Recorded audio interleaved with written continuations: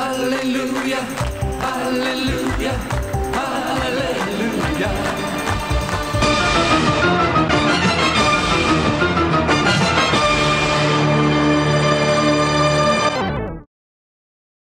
Si vous avez une culture de niveau basique du cinéma, vous aurez constaté que dans des temps jadis, les dessins animés ressemblaient à ça. Et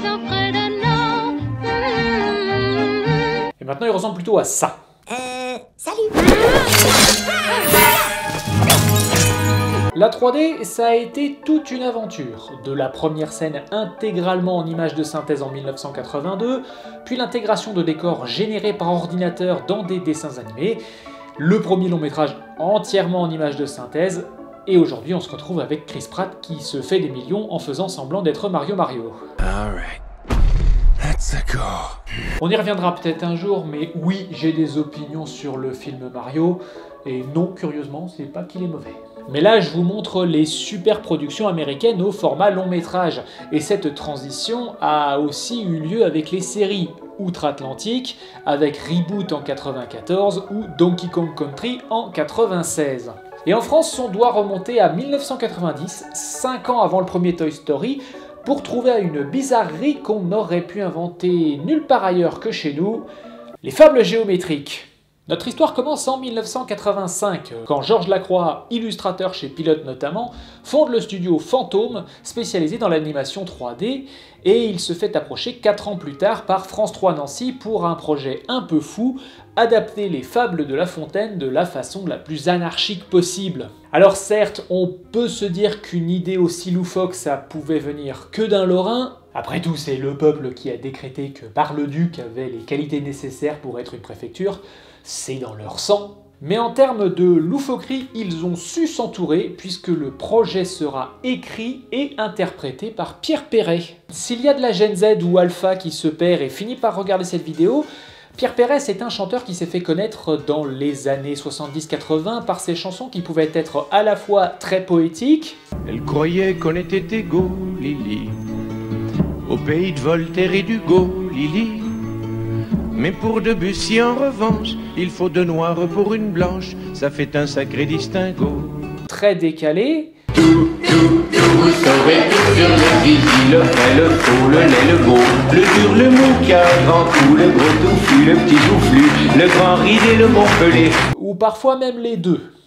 Dieu que c'est Gurst, un Jourdain, mais c'est du rock. Que c'est plaisance, dit-elle en saisissant Montreuil. Elle me mange les boulets, elle me pompe le boussicot. Mais qui avait une particularité, un langage argotique à la limite de l'incompréhensible par moments.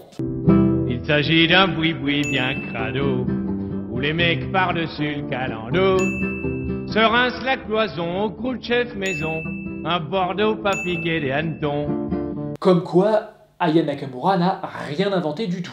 Comme beaucoup de chanteurs francophones, il a eu quelques rôles au cinéma, mais cette carrière a été très mince pour Pierre Perret, avec comme seul film vraiment notable Les Patates en 1969, qui tire pas vraiment profit de cette personnalité fantasque. Putain de guerre. Et putain de vie. Ah oui, et il y a l'adaptation de Lucky Luke sans Lucky Luke, dont j'ai déjà parlé dans un épisode approprié, mais je peux toujours pas en parler parce que je le trouve uniquement dans une version en italien. Affaire à suivre. Du coup, pour ce projet, on a laissé l'artiste gérer de la manière qu'il fait le mieux, réécrire les fables de La Fontaine avec un langage fleuri qui frôle assez souvent l'incompréhensible, et chanter des génériques pleins d'énergie qu'il a lui-même composés. Et c'est ainsi qu'en 1990 sort le premier volume des Fables géométriques. Nous avons rendez-vous avec l'orchestre fou. Ce sont le malicieux triangle, des pyramides et des rectangles. Contenant les fables les plus connues, avec en vitrine Le Corbeau et le Renard qui commence par une intro assez barjo, limite psychédélique pour faire valoir le boulot en 3D.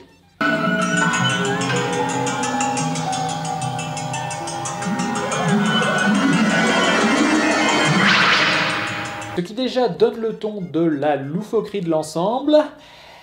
Et puis la fable commence, et quand je vous dis que l'argot est parfois incompréhensible, je sais de quoi je parle.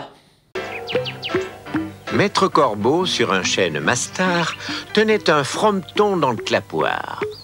Maître Renard, reniflant qu'au balcon quelques sombres honnards débouchaient les flacons, lui dit « Non, moi je crois qu'il faut que vous arrêtiez d'essayer de dire des trucs. » Bref, toutes les fables se déclinent et parfois se résument en 3 strophes.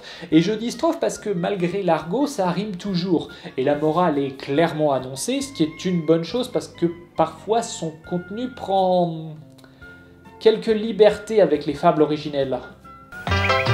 Moralité. On doit reconnaître en tout cas que grâce à Monsieur La Fontaine, très peu de chanteurs d'opéra chantent aujourd'hui la bouche pleine. Et là encore, on s'échauffe. Moralité, si tu veux qu'une gonzesse te prenne pour Don Juan, radine avec une Rolls et tu gagneras du temps.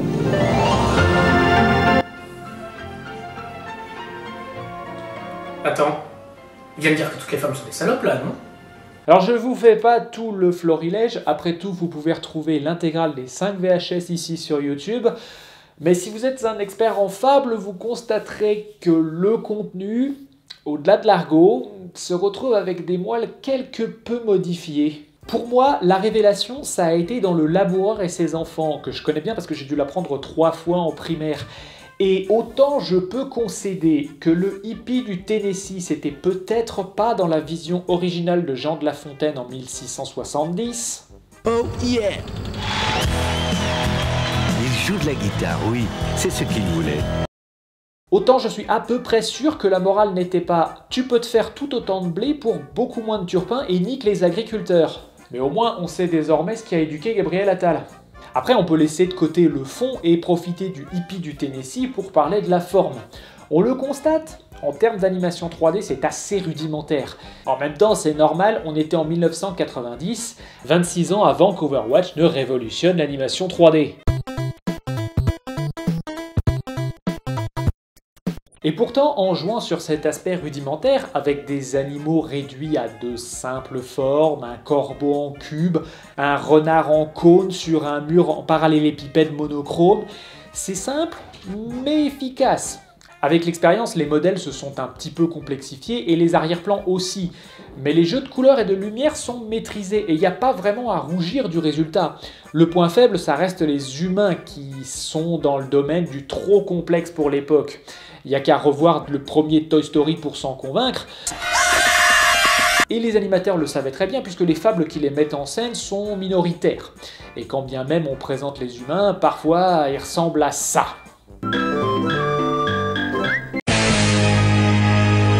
C'est pas raciste quand on connaît un tout petit peu le corps du travail de Pierre Perret, mais sinon il faut quand même se mouiller un petit peu la nuque.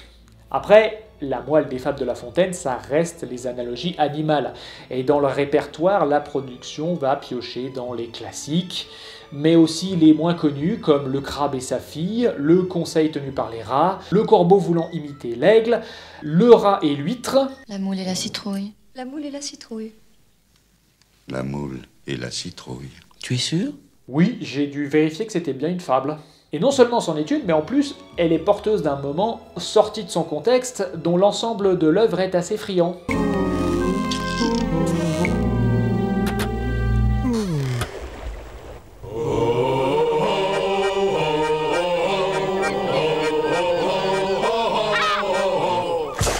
Et je vous propose pas un super cut, parce qu'il y en a beaucoup et ce serait dommage de vous en priver.